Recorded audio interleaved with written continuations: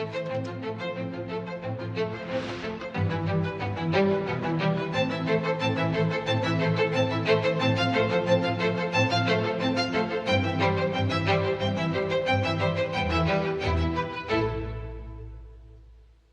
प्यारे देशवासियों, नमस्कार। मन की बात में एक बार फिर आपसे जुड़कर मुझे बेहद खुशी हो रही है। देश के अलग-अलग हिस्सों में हमारे देश के लोग देश हित में, समाज में हित में ऐसी अद्भुत चीजें कर रहे हैं और जब उनके विषय में सुनते हैं तो हमें एक नई प्रेरणा मिलती है। आज कार्यक्रम की शुरुआत मैं एथलेटिक्स में देश की ऐसी ही उपलब्धि से करूंगा। कुछ दिन पहले ही झारखंड के रांची में national senior athletics federation competition हुआ। इसमें करीब 800 एथलीट्स ने हिस्सा लिया। देश भर से आए थे। इस दौरान 4 अलग-अलग इवेंट में 4 नेशनल रिकॉर्ड टूटे। गुरिंदरवीर सिंह, विशाल टीके, तेजस्विनी शंकर, देव मीणा और कुलदीप कुमार, इन साथियों ने अलग-अलग कैटेगरी में नए रिकॉर्ड बनाए। मैं सबसे पहले तो इन सभी को बहुत बहुत बधाई देता हूं। साथियों, एक इवेंट जिसकी देश भर में बहुत चर्चा हो रही है वह है 100 मीटर रेस, 100 मीटर की दौड़। महज 2 दिनों के भीतर मेंस 100 मीटर रेस में नेशनल रिकॉर्ड 3 बार टूटा। जिन 2 एथलीट्स ने ये कमाल दिखाया है वे हैं गुरिंदरवीर सिंह और अनिमेष कुजूर। मैंने सोचा इस बार मन की बात में इन दोनों खिलाड़ियों से बात की जाए। अनिमेष जी नमस्कार। गुरिंदरवीर आपको भी नमस्कार, सत श्री अकाल। नमस्कार सर। नमस्कार। नमस्कार सर। अच्छा भैया, आपने तो बहुत बड़ा अचीवमेंट किया है। आपकी जोड़ी ने भी बड़ा कमाल किया है। हमने संगीत में तो जुगलबंदी देखी थी, लेकिन चुनौती में भी जुगलबंदी होती है कि एक बार एक चुनौती दे, फिर दूसरा उस चुनौती को उठा ले, फिर तीसरी बार कर ले। बड़ा इंटरेस्टिंग विषय रहा है आपका। मैं चाहता हूं कि मन की बात के श्रोताओं को पता चले कि आप लोग के विषय में उनको जानकारी हो, आपने जो पराक्रम किया है उसका पता चले। नमस्ते सर, मेरा नाम अनिमेष कुजूर है। मैं 200 मीटर और 4x100 मीटर का नेशनल रिकॉर्ड होल्डर हूँ। एंड मैं छत्तीसगढ़ से बिलोंग करता हूँ सर। एंड अभी मैं उड़ीसा से खेलता हूँ। मैं लास्ट ईयर एशियन मेडल और वर्ल्ड यूनिवर्सिटी गेम्स मेडल लेके आया। एंड मैं एथलेटिक्स 2021 से चालू किया जब मैं स्कूल से पास आउट हुआ। मैं सैनिक स्कूल अंबिकापुर से पास आउट हूँ। एंड मैं पहले फुटबॉल खेला करता था। एंड मेरे पेरेंट्स कोविड के समय मुझे थोड़ी बहुत छूट देते थे कि तू जाके बाहर दौड़ ले या खेल ले। तो जब कोविड खत्म होने लगा तो मेरे फुटबॉल के जो फ्रेंड्स थे उन्होंने मुझे बोला कि स्टेट मीट होने वाला है, जाके तू पार्टिसिपेट कर। एंड मैं पार्टिसिपेट किया। एंड मुझे पता नहीं था कि वहाँ से नेशनल का सिलेक्शन है। एंड मैं वहाँ से नेशनल का सेलेक्ट हुआ। एंड आज मैं इंडिया को रिप्रेजेंट कर रहा हूँ इंटरनेशनली। और गुरिंदरवीर जी का क्या है? नमस्ते सर, मेरा नाम गुरिंदरवीर है और मैं इंडियन नेवी में पैटी ऑफिसर हूँ और मैं इंडिया का सबसे तेज स्प्रिंटर हूँ। अभी मैंने 100 मीटर में 10.09 का नेशनल रिकॉर्ड बनाया है और मैं पहला इंडियन हूँ जो 10.1 के बैरियर के नीचे भागा है। और मैं कोशिश कर रहा हूँ मैं ट्रैक और वर्दी में भी अपने देश की सेवा करूँ। मेरे फादर और मेरे ग्रैंडफादर दोनों स्पोर्ट्स करते थे। तो हमारे इंडिया का कल्चर है, जब भी कोई त्योहार होता है जैसे दिवाली जैसे नया साल, तो हम अपने घर की सफाई करते हैं। तो मैं अपने फादर की ट्रॉफीज और मेडल्स की सफाई करता था। तो मेरे को वो बहुत अच्छा लगता था। मैं बहुत खुश होता था जब मैं कोई ट्रॉफी साफ करता था।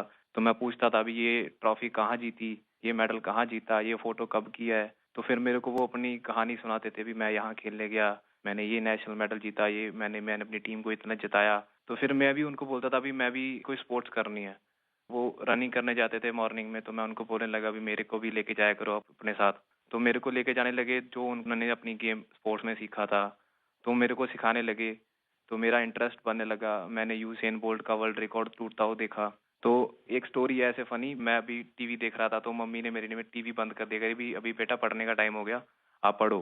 तो मैं कभी ठीक आप मेरे को टीवी नहीं देखने देते, एक दिन ऐसा आएगा आप मेरे को टीवी में ढूंढोगे भी, देखो वो गुरिंदर दौड़ रहा है।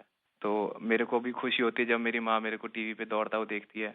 वाह वाह वाह! बड़ी शानदार बात है भी आपकी तो। हाँ जी, मिडिल क्लास फैमिली है सर। फिर मेरे फादर वो भी वॉलीबॉल खेलते थे। घर की प्रॉब्लम्स की वजह से उन्होंने अपनी स्पोर्ट्स छोड़ दी। उनका जो सपना पूरा करने वाला रह गया, तो उन्होंने मेरे अंदर वो सपना देखा भी मेरा बेटा वो सपना पूरा करेगा। तो मैं उनसे बातें करता था, फिर सुनता था मिल्खा सिंह इतनी मेहनत करते थे। मैं उनको बोलता था मैं भी एक दिन आपका सपना पूरा करूंगा। तो बोलते सपना पूरा ऐसे नहीं होता, उसके लिए बहुत हार्ड वर्क करना पड़ता है, मेहनत करनी पड़ती है। मिल्खा सिंह जी खून की उल्टियां करते थे, धूप में भागते थे, सारा सारा दिन ट्रेनिंग करते थे। तो वो चीजें मेरे को इंस्पायर करती थी। मेरे फादर मेरे को इंस्पायर करते थे कि मैं भागूंगा अपने देश के लिए मेडल लाऊं, जीतूं। और ये भी था भी जब मैंने इवेंट चूज किया 100 मीटर, सभी मेरे को बोलते थे भी 100 मत करो, 100 इंडियंस का इवेंट नहीं है, इंडियंस की बॉडी 100 मीटर के लिए बनी ही नहीं है। तो मैं और मेरे फादर हमेशा बोलते थे भी गुरिंदर, हमने ये चूज किया है, हम इससे पीछे नहीं हटेंगे। जो हमें बोलते हैं भी हम नहीं कर सकते, हम उसको करके दिखाएंगे और तू करके दिखाएगा, मुझे तेरे पे भरोसा है। तो वो भरोसा जब मेरे को मेरे फादर ने मेरे पे किया, तो मैं उस भरोसे को अपनी हिम्मत बना के मैं चला, और मैं आज हर इंडियन बोलता है भी इंडियन स्प्रिंट कर। देखिए, आप दोनों ने बहुत बड़ा कमाल किया है और सिर्फ 2 दिनों के भीतर आप दोनों ने 3 बार नेशनल रिकॉर्ड तोड़ा है। 100 मीटर रेस में दौड़ना, और जैसा गुरिंदर वीर जी ने कहा कि लोग कहते हैं कि भारत के लोगों का तो बदन इस काम के लिए है ही नहीं। इतना मुश्किल होते हुए भी आपने काम किया। तो ये दोनों से मैं जानना चाहूंगा, और मन की बात के श्रोता भी सुनना चाहेंगे कि कौन सा जज्बा था, क्या जीत थी, क्या सोचा था और कैसे कर रहे थे? ये कितना मुश्किल होता है। जी सर, मैं गुरिंदर, मैं जब स्टार्टिंग में सर बहुत स्ट्रगल था, बहुत बार डाउट भी आया कि मैं सही कर रहा हूँ, मैं सही चूज किया, क्योंकि हर बार आप नहीं जीते, कभी कभी आप सीखते हो। जब मैं हारता था, जब मैं सही परफॉर्मेंस नहीं आती थी, कोई इंजरी आ जाती थी, तो मेरे घर वाले मेरे को सपोर्ट करते थे भी कोई नहीं, एक दिन बुरा चला गया, एक साल बुरा चला गया तो इससे जिंदगी खराब नहीं होती, सपने देखना नहीं छोड़ते। तो मेरे कोच ने भी मेरे को ये सिखाया, अगर तू नहीं करेगा तो कोई और नहीं कर पाएगा। तो ऐसे जब हमारी कम्युनिटी, हमारे आसपास के लोग हमें उत्साहित करते हैं, तो हमारा कभी वो मोटिवेशन नहीं टूटता। अनिमेश जी। सर मुझे तो सारे लोग बोलते थे कि जब मैं 2021 में चालू किया एथलेटिक्स, तो मुझे बोलते थे कि देख ये नया नया फील्ड है, तू कर पाएगा कि नहीं। तो मैं बोला कि अब मैं इस फील्ड में घुसा हूँ तो करूंगा ही। मेरे पापा भी हमेशा मुझे बोलते थे कि तू इस फील्ड में घुसा है तो कभी पीछे मुड़ के देखना मत, क्योंकि सोचते तो सभी हैं कि ये करना है वो करना है, बट करके बहुत कमी दिखाते हैं। तू बस इस फील्ड में घुसा है तो इस पे अमल रहना, इस पे आगे बढ़ना है। देखो सारी फैसिलिटीज सब चीज़ हम लोग सपोर्ट करेंगे, फैमिली सपोर्ट, फाइनेंशियल सपोर्ट, सब चीज़ हम लोग करेंगे, बस तू मेहनत कर और इंडिया को दिखा कि इंडियंस भी भाग सकते हैं। क्योंकि ये मुझे भी लोग बोलते थे कि इंडियंस की जीन्स ऐसे नहीं है कि वो सब 10 या सब 10 1 के अंदर भाग सकते हैं या कोई कोई स्प्रिंट कर सकता है। बट अभी हम दोनों ने ऐसे प्रूफ किया कि इंडियंस भी कर सकते हैं, ऐसा कोई हार्ड नहीं है हमारे लिए, हम भी सब कुछ कर सकते हैं। तो सर ये सारी चीज़ें मुझे बहुत मोटिवेट करती है, एंड जैसे जैसे हम ट्रेनिंग कर रहे हैं हम और टाइमिंग तोड़ रहे हैं अपना, एंड बाकी इंडियंस को भी ये चीज़ दिख रहा है कि इंडियंस भी कर सकते हैं, एंड हम और करेंगे सर अभी। एंड अभी हम दोनों का सिलेक्शन कॉमनवेल्थ गेम्स के लिए भी हुआ है, तो वहाँ अपकमिंग कंपटीशन में हम और अच्छा परफॉर्म करेंगे। अच्छा, देखिए, मेरे मन में भी एक कुतूहल है और लोगों को भी होगा। मैंने सुना है कि आप दोनों अच्छे दोस्त भी हैं। आप दोनों ने कुछ ठान रखा था क्या कि तुमने मेरा रिकॉर्ड तोड़ा तो मैं तेरा रिकॉर्ड तोड़ दूंगा? पहले अनिमेश बता दे। सर जी पहले रिकॉर्ड 10.18 का था जो कि मेरा ही था, एंड देन उसको गुरिंदर भैया ने सेमीफाइनल में तोड़ दिया 10.17 करके, एंड मैंने फिर से उसको सेमीफाइनल 2 में 10.15 करके तोड़ दिया। तो उस समय जब मेरा सेमीफाइनल हुआ तो हम दोनों ही खुश थे कि हाँ चलो ठीक है, तो आज रिकॉर्ड टूटा एंड चलो हम दोनों ने तोड़ा ऐसा। क्योंकि उस समय कंपटीशन में राइवलरी रहती है, बट हम दोनों ठान के रखे थे पहले से ही कि उससे पहले हम लोग सऊदी अरेबिया भी गए थे कंपटीशन करने के लिए। तो वहाँ भी हम दोनों रूममेट थे, तो हम दोनों वहाँ भी ऐसा बात करते थे कि इंडिया के स्प्रिंटिंग को आगे लेके जाना है, एंड हमारे ही हाथों में है वो चीज़, हम जो करेंगे वही बाकियों को मोटिवेट करेगा। गुरिंदर वीर क्या कहना चाहेंगे?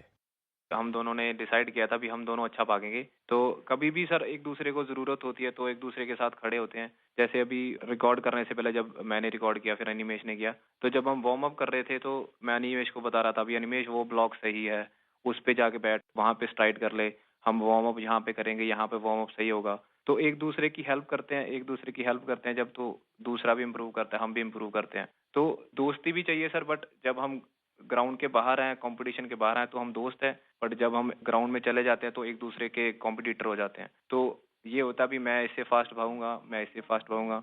देखिए, आप लोगों ने जो स्पर्धा की है ना, वो देश का मान बढ़ाने के लिए की है, देश को भविष्य में इस जगह पे पहुंचाने के लिए की है और एक पॉजिटिव स्पिरिट से की है।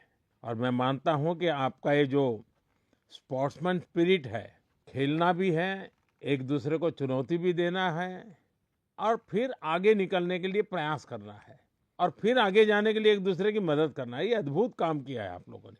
मेरी तरफ से आपको बहुत बहुत बधाई, मेरी बहुत बहुत शुभकामनाएं। और आप देश का नाम भी रोशन करेंगे, मुझे पूरा विश्वास है। आप ऐसे ही मेहनत करते रहिए, बहुत प्रगति होगी। बहुत बहुत शुभकामनाएं मेरी। शुक्रिया सर, शुक्रिया आपका सर। बहुत बहुत धन्यवाद। मेरे प्यारे देशवासियों, इस समय देश के ज्यादातर हिस्सों में बहुत गर्मी पड़ रही है। तेज धूप, गर्म हवाएं, ऐसे मौसम में अपना ध्यान रखना बहुत जरूरी है। पानी पीते रहिए।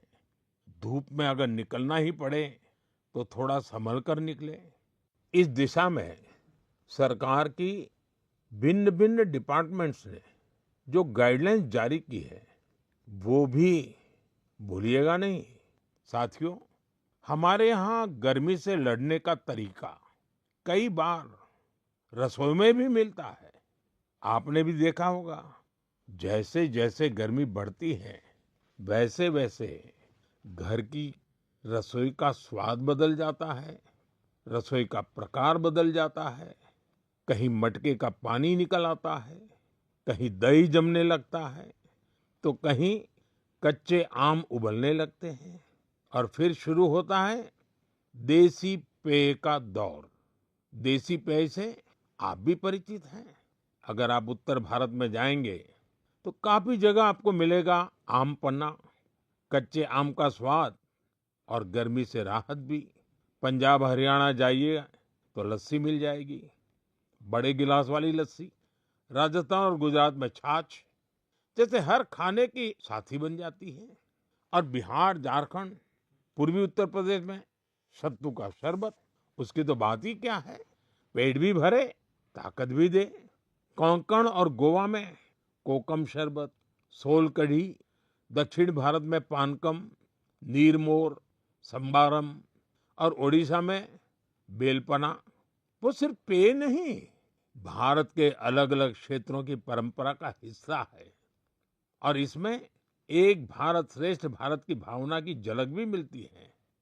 और एक बात जरूर ध्यान रखिएगा, इनमें से ज्यादातर चीजें हमारी अपनी रसोई से निकली है, हमारे खेत खलिहान से निकली है। कोई बड़ी ब्रांडिंग नहीं है, लेकिन पीढ़ियों का अनुभव उनमें समाया हुआ है। आप भी गर्मी के दौरान देसी पेयजलों का खूब आनंद लीजिए। साथियों, गर्मी आते ही एक और चर्चा हर घर में शुरू हो जाती है और वो है आम। आम आम चर्चा का विषय होता है। भारत में शायद ही कोई घर होगा जहां गर्मियों में आम की बात न होती हो। हर इलाके का अपना आम, अपना स्वाद, अपनी खुशबू। महाराष्ट्र और कोंकण का हापुस, अल्फांसो, गुजरात का केसर, यह तो आमरस की जान है। उत्तर प्रदेश का दशहरी और मेरी काशी का लंगड़ा। वैसे लंगड़ा आम की एक खास बात होती है, पकने के बाद भी उसका रंग कई बार हरा ही रहता है। बिहार का जर्दालू, जिसकी खुशबू दूर से पहचान में आ जाए। चौसा, मालदा, हर नाम के साथ लोगों की यादें जुड़ी हुई है। दक्षिण भारत जाइए तो बंगनपल्ली, तोतापुरी, नीलम, मलगोवा, बंगाल का हिमसागर, उड़ीसा और आंध्र प्रदेश का सुवर्ण रेखा यानी जगह बदलती है, आम का रूप रंग और उसका स्वाद भी बदल जाता है। और साथियों, आम की ये यात्रा अब गांव से ग्लोबल मार्केट तक भी पहुंच रही है।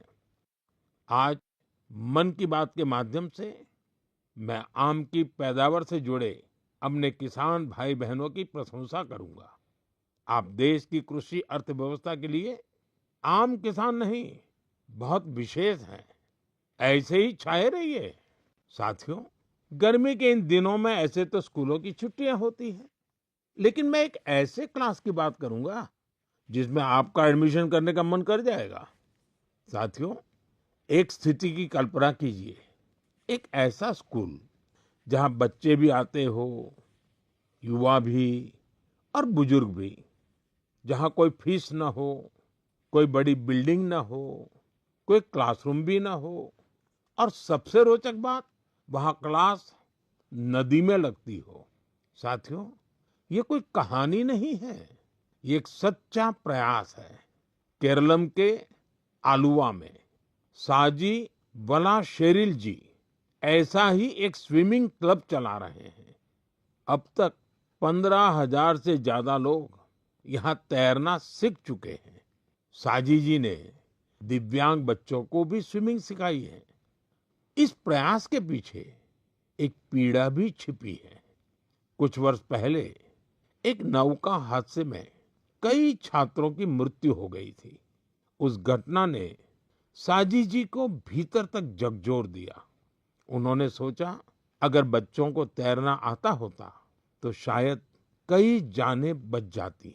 बस यहीं से शुरू हुआ उनका ये अभियान। साथियों, साजी वलाशेरिल जी का जीवन हमें एक बहुत बड़ी सीख देता है। सेवा करने के लिए बहुत बड़े साधन जरूरी नहीं होते, जरूरी होता है एक अच्छा इरादा और लगातार किया गया प्रयास। इन्हीं के दम पर हजारों लोगों के जीवन में बदलाव लाया जा सकता है।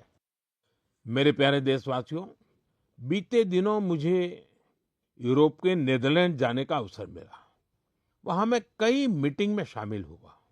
इसी दौरान एक ऐसा क्षण आया जिसने हर भारतीय को गर्व से भर दिया। नीदरलैंड्स में आयोजित एक विशेष समारोह में चोला काल की प्राचीन ताम्र पट्टिकाएं भारत को वापस सौंपी गई। उस कार्यक्रम में नीदरलैंड्स के प्रधानमंत्री भी मौजूद थे। इन ताम्र पट्टिकाओं को लेकर मुझे देश विदेश से लगातार संदेश मिल रहे हैं। लोग खुशी जता रहे हैं, गर्व व्यक्त कर रहे हैं। दुनिया भर के तमिल समुदाय में भी इसे लेकर विशेष उत्साह है। साथियों, इन ताम्र पट्टिकाओं को लेकर लोगों में काफी जिज्ञासा भी है। इसलिए आज मैं इससे जुड़ी कुछ बातें आपसे साझा करना चाहता हूं। इनमें 21 बड़ी और 3 छोटी ताम्र पट्टिकाएं हैं। ये मुख्य रूप से राजा राजेंद्र चोला प्रथम द्वारा अपने पिता राजा राजराजा चोला के एक वचन को पूरा करने से जुड़ी है। इनमें आनाई मंगलम गांव को एक बौद्ध विहार को दान देने का उल्लेख है। इन ताम्र पट्टिकाओं में चोला वंश की उपलब्धियों का भी वर्णन मिलता है। इनसे पता चलता है कि चोला साम्राज्य की समुद्री शक्ति कितनी मजबूत थी। दक्षिण पूर्व एशिया के देशों के साथ उनके संबंधों की जानकारी भी इनमें मिलती है। चोला साम्राज्य के समृद्ध इतिहास और संस्कृति पर हम सभी को बहुत गर्व है। साथियों, हमारी सरकार भारत की ऐसी अमूल्य धरोहरों के संरक्षण के लिए लगातार प्रयास कर रही है। इसी क्रम में ज्ञान भारतम अभियान के तहत छत्तीसगढ़ के मल्हार में भी एक महत्वपूर्ण खोज हुई है। यहाँ 3 दुर्लभ ताम्र पट्टिकाएं मिली हैं। ये पांडुवंशी राजवंश के महर्षि बालार्जुन के शासनकाल से जुड़ी मानी जा रही है। विशेषज्ञ मानते हैं कि इंस्क्रिप्शंस छठी सातवीं सदी के हैं, यानी 1400-1500 साल पुराने। ये ताम्र पट्टिकाएं प्राचीन ब्राह्मी लिपि और पाली भाषा में लिखी गई है। इनसे उस समय की शासन व्यवस्था, धर्म और संस्कृति के बारे में महत्वपूर्ण जानकारी मिलती है। साथियों, हम भारतीयों में खगोल विज्ञान यानी एस्ट्रोनॉमी को लेकर हमेशा विशेष आकर्षण रहा है। हमारे देश में आज भी सदियों पुरानी ऑब्जर्वेटरीज मौजूद है। यहाँ अद्भुत मैथमेटिकल डिस्कवरीज हुई है। नेविगेशन हो, पंचांग हो या हमारे पर्व त्योहार, इन सब का संबंध आकाश और तारों से रहा है। हमारे यहाँ एस्ट्रोनॉमी ने हर पीढ़ी में कौतूहल जगाया है, उसे एक्सप्लोरेशन के लिए प्रेरित किया है और आज के युवाओं में भी इसे लेकर काफी उत्साह दिखाई देता है।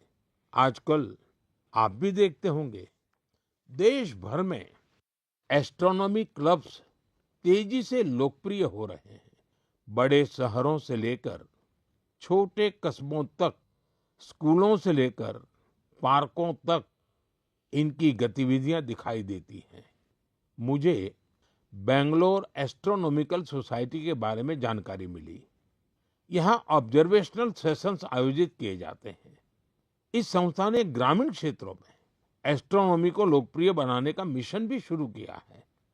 खगोल मंडल नाम की टीम ने 30 घंटे का एक बहुत इनोवेटिव कोर्स शुरू किया है। साथियों, रात में तारों को निहारना अपने आप में अद्भुत अनुभव होता है। एस्ट्रो केरला नाम की एक संस्था नाइट ऑब्जर्वेशन कैंप और वर्कशॉप आयोजित करती है। यहाँ युवा साथी टेलीस्कोप बनाना और स्टार मैप्स का इस्तेमाल करना सीखते हैं। राजकोट के बिग बैंग एस्ट्रोनॉमी क्लब ने गिर के जंगलों से लेकर कच्छ के रण तक अनेक एस्ट्रोनॉमी इवेंट्स आयोजित किए हैं। ज्योतिर्विद्या परिसंस्था भी एस्ट्रोनॉमी के सबसे पुराने संस्थानों में से एक है। यहाँ ऑब्जर्वेशनल फैसिलिटीज के साथ साथ बुक्स, लाइब्रेरी और टेलीस्कोप लाइब्रेरी की सुविधा भी है। मैं आईसेक का भी जिक्र करना चाहूंगा। यह एक student led nationwide network है जो एस्ट्रोनॉमी और एस्ट्रोफिजिक्स क्लब को आपस में जोड़ता है। साथियों, अपनी हॉबी के लिए समय निकालना और लगातार कुछ नया सीखते रहना बहुत जरूरी है। मैं युवाओं से आग्रह करूंगा कि वे किसी एस्ट्रोनॉमी क्लब से जरूर जुड़ें और इन छुट्टियों में किसी प्लेनेटेरियम को भी जरूर देखने जाएं। साथियों, मन की बात कार्यक्रम को जो लोग टीवी पर देख रहे हैं, मैं उनसे कहूंगा, एक वीडियो जरूर देखिएगा। ये वीडियो पिछले दिनों बहुत चर्चा में रहा। इसमें कुछ लोग बहुत धैर्य से, बहुत सावधानी से एक गंगा डॉल्फिन को बचाने की कोशिश कर रहे हैं। आपको ये जानकर आश्चर्य होगा, इस पूरे प्रयास में करीब 13 घंटे लगे और आखिरकार वो डॉल्फिन बच गई। साथियों, इसमें बहुत बड़ी भूमिका रही भारत की पहली गंगा डॉल्फिन रेस्क्यू एम्बुलेंस की। ये घटना उत्तर प्रदेश की है। वहां एक गंगा डॉल्फिन नहर में फंस गई थी। ऐसे समय में नमामि गंगे अभियान के तहत बनी ये एम्बुलेंस उसके लिए उम्मीद बनकर पहुंची। फिर बहुत सावधानी से उसे बाहर निकाला गया, उसकी जांच की गई, उसका इलाज किया गया और उसके बाद उसे सुरक्षित राप्ती नदी में छोड़ दिया गया। एक तरह से कहें तो एक जीवन फिर अपने घर लौट गया। साथियों, ये डॉल्फिन रेस्क्यू एम्बुलेंस बहुत खास है। इसे एक चलते फिरते अस्पताल की तरह तैयार किया गया है।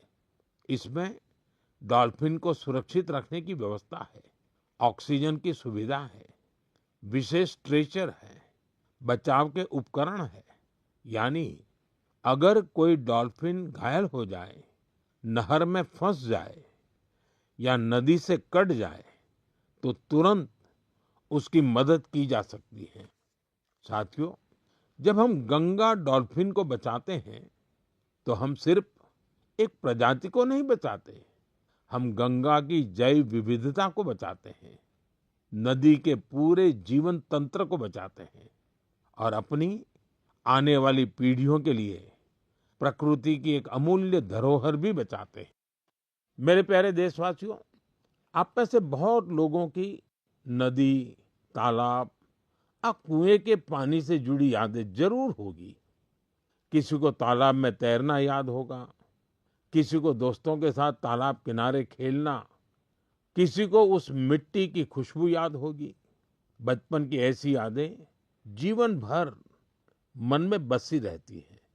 साथियों, ऐसी ही यादों को बचाने की एक प्रेरक गाथा उत्तर प्रदेश के बस्ती जिले से सामने आई है। बस्ती के आकाश गुप्ता अपने गांव की मनोरमा नदी को देखकर बहुत दुखी होते थे, क्योंकि जिस नदी को उन्होंने बचपन में साफ और जीवन देखा था, समय के साथ उस नदी में प्लास्टिक जमा होने लगा था, गंदगी बढ़ती चली जा रही थी। श्रीमान आकाश ने तय किया कि शिकायत नहीं करेंगे, एक नई शुरुआत करेंगे। शिकायत नहीं, शुरुआत मंत्र बन गया। उन्होंने अपने दोस्तों को साथ लिया। सिर्फ जाल था, फावड़ा था, टोकरी थी और सबसे बड़ी ताकत थी कुछ बदलने का संकल्प। ये युवा नदी में उतरते थे, जलकुंभ भी निकालते थे, प्लास्टिक और कचरा बाहर लाते थे। कई बार एक दिन में 50-60 किलो तक कचरा नदी से निकाला गया। धीरे धीरे मनोरमा नदी का वह हिस्सा फिर से साफ दिखने लगा। आसपास के लोगों का ध्यान भी इस काम की तरफ गया। लोगों में स्वच्छता को लेकर जागरूकता बढ़ी। साथियों, ऐसी ही एक प्रेरक कहानी गोवा से भी सामने आई है। गोवा के बाल कृष्ण अय्या जी रिटायर्ड टीचर हैं, लेकिन समाज के लिए काम करने का उनका उत्साह आज भी वैसा ही है। उन्हें मड्डी तोलाब इलाके में पानी की समस्या बहुत परेशान करती थी। उन्होंने भी समाधान के लिए काम शुरू किया। बालकृष्ण जी ने पाइपलाइन बिछाने के काम में महत्वपूर्ण भूमिका निभाई। इससे कई घरों तक पानी पहुंचा। जिन परिवारों को पानी के लिए रोज संघर्ष करना पड़ता था, उनके लिए यह बहुत बड़ी राहत बनी। साथियों, पिछले महीने मुझे एक बहुत अच्छा अनुभव हुआ। इसका संबंध मन की बात से भी जुड़ा है, इसलिए आज मैं इसकी चर्चा आपसे करना चाहता हूँ। तमिलनाडु के नागरकोइल में मेरी मुलाकात एक टीचर से हुई। करीब 3 दशक पहले भी मैं उनसे मिला था। मैं बात कर रहा हूँ गिरिजा अम्मा जी की। इस मुलाकात के दौरान कुछ युवा स्टूडेंट्स भी उनके साथ थे। साथियों, गिरिजा अम्मा जी करीब 15 स्कूल चलाती हैं। इनमें चेन्नई का जय गोपाल गरोडिया हिंदू विद्यालय बहुत प्रमुख है। उनकी देशभक्ति की भावना हर भारतवासी को प्रेरित करने वाली है। उन्होंने मन की बात से प्रेरणा लेकर देश के अनेक सैनिकों के लिए योगदान का संकल्प लिया। इसके लिए उन्होंने अपने सभी स्कूलों के स्टूडेंट्स को प्रेरित किया। उन्होंने बच्चों से कहा कि वे वीर जवानों के लिए हर दिन 1 रुपया योगदान दें। यानी एक साल में हर स्टूडेंट की ओर से 365 रुपये जमा हुए। इस छोटे छोटे योगदान से करीब 40 लाख रुपए इकट्ठा हुए। गिरिजा अम्मा जी ने इस पूरी राशि का चेक मुझे सौंपा। उनसे बातचीत के दौरान मैंने महसूस किया कि माँ भारती के प्रति उनका समर्पण कितना गहरा है। पिछले वर्ष ही चेन्नई के पहले हिंदू विद्यालय ने अपने 50 वर्ष पूरे किए हैं। देश की शिक्षा और सांस्कृतिक गौरव को आगे बढ़ाने में स्कूल नेटवर्क की भूमिका बहुत प्रशंसनीय है। मैं इससे जुड़े सभी लोगों को बहुत बहुत बधाई देता हूँ और उन स्टूडेंट्स की भी विशेष सराहना करता हूँ जिन्होंने अपने वीर सैनिकों के लिए योगदान दिया। साथियों, भारत के हर गांव में, हर शहर में कुछ न कुछ ऐसा हो रहा है जो हमें प्रेरणा देता है। कई बार इन प्रयासों की ज्यादा चर्चा नहीं होती, लेकिन जब हम इन्हें जानते हैं तो ये विश्वास और मजबूत होता है कि देश अपने लोगों की शक्ति से आगे बढ़ रहा है। मेरा आपसे आग्रह है, अपने आसपास के ऐसे प्रयासों को जरूर देखिए। जो लोग समाज के लिए अच्छा काम कर रहे हैं, उन्हें पहचानिए, उनकी सराहना कीजिए, उनसे सीखिए और हो सके तो खुद भी किसी अच्छे काम से जुड़िए। अगले महीने मन की बात में कुछ और प्रेरक गाथाओं के साथ मैं फिर आपसे जुड़ूंगा। बहुत बहुत धन्यवाद। नमस्कार।